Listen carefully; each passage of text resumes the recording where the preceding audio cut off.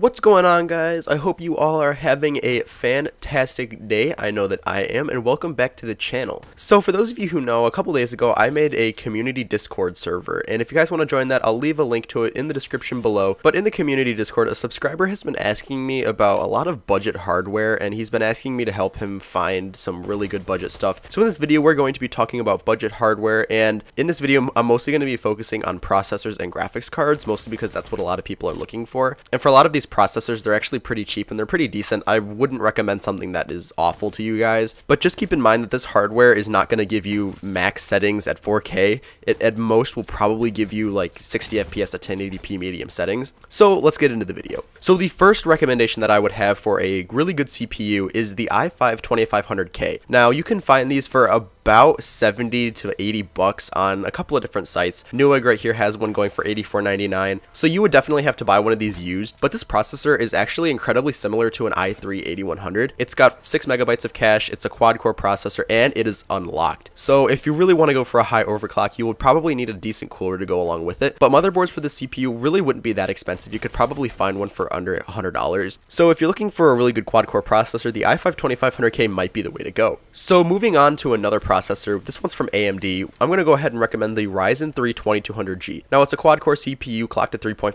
gigahertz, but it is an APU, and you can find one of these things for about $100, and it comes with 8 shader cores, which means that it has about 1.1 teraflops of performance. Now for a lot of people that's not great, but I would find this thing pretty good for building computers for some pretty light gaming. So for example, like if you want to play CSGO, this would be good for it. You'll probably get about 60 FPS in certain settings, or you could play things like League of Legends and Dota. It's not exactly a 1080p monster, but this thing definitely is a good start if you want to just buy a cheap CPU. That's actually really good because the Ryzen 3 2200G is actually just a quad-core CPU, and if you want to buy a graphics card down the line, you would definitely have a strong start. So the other thing I want to recommend is the Ryzen 5 2400G. Now this is also a quad-core CPU, but this CPU has hyper-threading on it, and you can buy one of these things for about 160 bucks, and this CPU is also an APU. It has 11 shader cores, which means that you can get about 1.9 teraflops of performance out of this thing. So you could play games at about medium settings at 1080p. Now it would not be the most stable thing in the world, but like I said, if you want to upgrade to a discrete graphics card down the line, you definitely could, because this is a strong CPU to start with. Now the next CPU is going to be a little iffy, because at this point I really wouldn't recommend many FX processors anymore. I just upgraded from an FX 6300, and the FX 6300, which has technically 6 cores, is starting to really show its age, and it's starting to not be that great anymore. But besides that, the FX processor I'm going to recommend now is the FX 8300. Now I would not recommend buying an FX processor that is lower than an 8300, mostly because the way that the FX processors are designed is really kind of poor for gaming. It's got really high multi-threaded speed, but the single-threaded speed is really bad. But if you really do want to go for an FX processor, I would recommend the FX 8300. It is technically an 8-core CPU, and you can buy one for about 80 bucks. So it's definitely not really worth the price, but if you want to buy an FX processor, the 8300 would be the way to go. Now the last CPU I'm going to be recommending on this video is the Pentium G4560. Now a lot of people might say, well, oh, aren't dual cores becoming obsolete? Yeah, that's true, but with this CPU you're getting 2 cores with hyperthreading, so technically you have 4 threads, which is what a lot of games look for nowadays. It might not run exactly the best, but it is a decent processor for 60 bucks. Now I would not recommend using this thing as your dedicated CPU for an incredibly long time, mostly because what you would do with this is you would just buy into the Intel platform, and then you would upgrade from there to something like an i3 or an i5, which is what I would recommend the Pentium G4560 for, but if you want to use it for a little bit, it definitely is not a bad processor.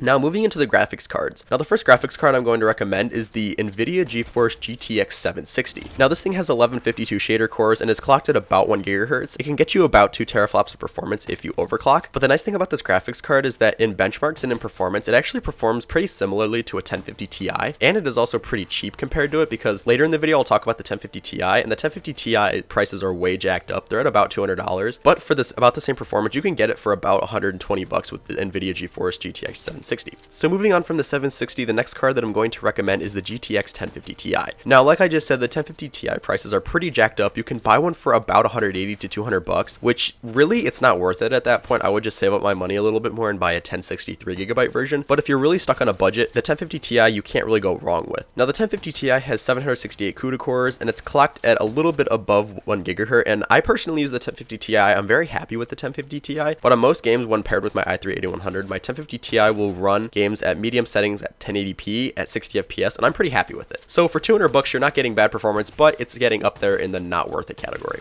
Now the last graphics card that I would recommend is the GeForce GTX 960. Now the 960 is pretty expensive compared to the 760, but you can find one for about 180 bucks. So it's about the same price as the 1050 Ti, but you can definitely find one for cheaper on sites such as eBay. Like I'm looking right now and I can find one for about 110 bucks. Now the biggest downside that I can see about this card is it only has 2 gigabytes of VRAM, which definitely could become a huge limitation later down the line. But for right now, I can see the GTX 960 as being a pretty decent card for the price. Now, is it necessarily worth 180 bucks? No, not really, but if you can find it used on eBay for like 115 to 130 bucks, it definitely would be worth it because you'll get about 1050 Ti performance. Not exactly, but this graphics card is definitely pretty good for 130 bucks. Now, like I said, the video memory would definitely become an issue later down the line, but for right now, I see the GTX 960 being a pretty decent card for a few years to come. So those are my recommendations, and I hope you guys enjoyed them. Now, a lot of my recommendations are actually pretty different, and I definitely lean more towards the side of Intel and Nvidia, mostly because I prefer those products over AMD stuff. I find that AMD stuff, although it's really competitively priced, it doesn't offer very great performance compared to their competitors. So most of the time, I would recommend an Intel and Nvidia combination, but if it's out of your budget, I could definitely see you going with AMD stuff as well. I recommended a couple of RYZEN processors and the FX 8300, but graphics cards from AMD, I would find that they're not necessarily worth it, mostly because I used to use an AMD graphics card and I paid about 100 bucks for it and got pretty poor performance compared to what I'm getting now for a pretty similar price. So thank you all so much for watching, and if you did enjoy the video, don't forget to click here for more videos. And if you want to stay up to date on all the latest tech news and or you're new around here,